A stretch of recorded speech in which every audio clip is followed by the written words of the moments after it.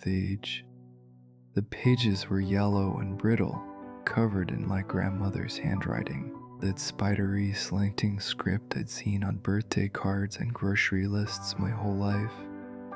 But this was different. This was dense, cramped, like she'd been trying to fit as much information as possible onto each page. I sat on the floor of the closet and started to read. The first few pages were dates and observations. Simple notes about the weather, about people in town, about things she'd seen or heard. But as I turned the pages, the entries became stranger. She wrote about trains, about symbols she'd seen carved into trees at the edge of town, about sounds she'd heard at night, footsteps in the house when she was alone, whispers coming from empty rooms. She wrote about something she called the listener. The listener.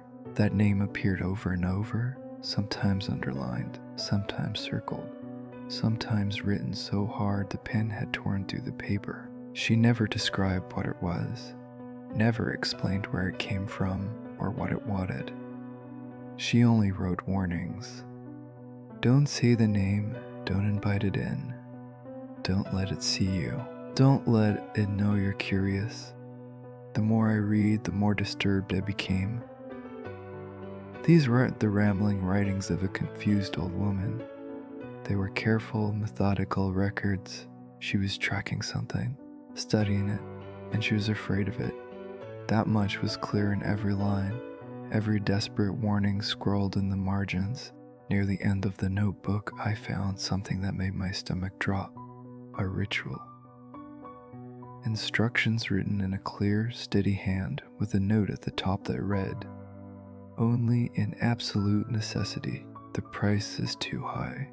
The ritual was called the midnight calling. According to my grandmother's notes, it was a way to make contact with the listener, to invite its attention. You had to speak its name 3 times aloud at exactly 2:17 in the morning, standing in front of a window in complete darkness. The window had to be open, or at least not covered. You had to be able to see your reflection in the glass. And then you had to wait. My grandmother had written, "It will come. It always comes. And once it knows you, it never forgets." I should have closed the notebook right there. I should have put it back in the chest, locked the closet, and left that house forever.